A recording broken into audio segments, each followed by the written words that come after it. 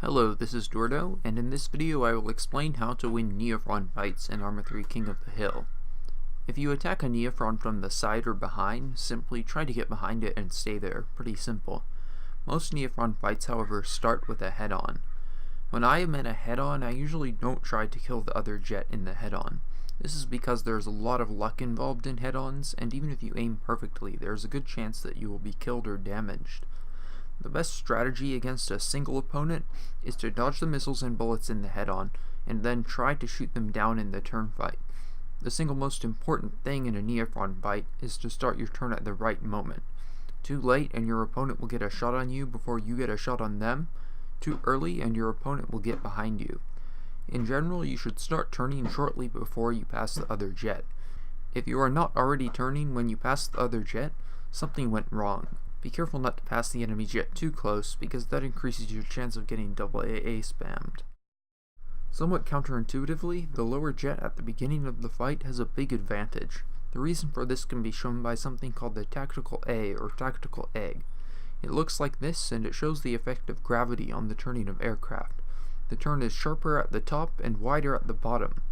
The jet going up in a merge will get the sharp top of the turn and turn around faster, while the jet going down will get the wide bottom of the turn and turn around slower. This is a useful thing to know, although I'm not actually sure if Arma properly models the effect of gravity on turns, or if the lower jet just turns around faster because it's going slower. I'm going to now go through a number of Neophron fights that I think serve as pretty good examples of how you should fly. This first fight here starts with both jets at more or less the same altitude, and we both fire our missiles here at the beginning.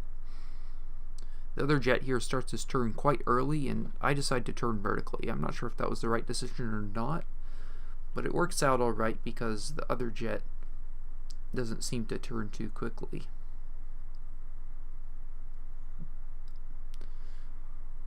It ends up with both of us sort of passing each other, and it turns into some sort of scissors here. And what I do often when I'm in this situation is I put down my flaps and I reduce my throttle so I can fly nice and slow and make him overshoot. And that works pretty well. I'm able to get on his tail.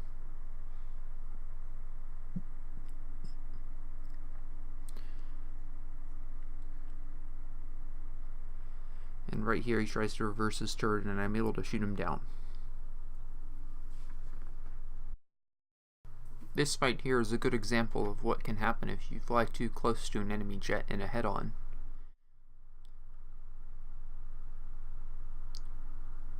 Right here he double AA spammed me, and since I'm so close I don't have time to flare. It isn't always a good idea to turn vertically like I did here, but if you're going fast, turning vertically can be a good way to turn your speed into turn rate. And because of that, I'm able to outturn him. Also, being below him at the beginning of the fight really helped.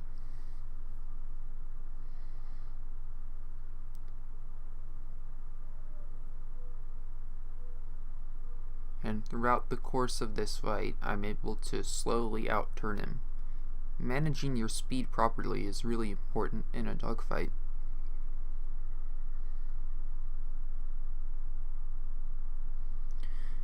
Right here I'm able to secure the kill.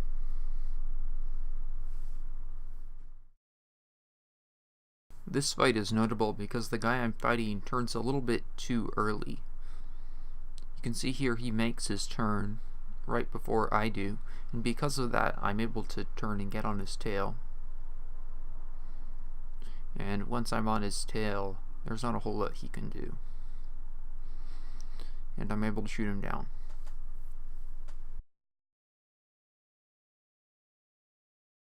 The Neophron can be landed at any airfield on the map, although some of them are much more difficult than others. Make sure you have your flaps all the way down and hold the brake button as soon as you get to the beginning of the runway.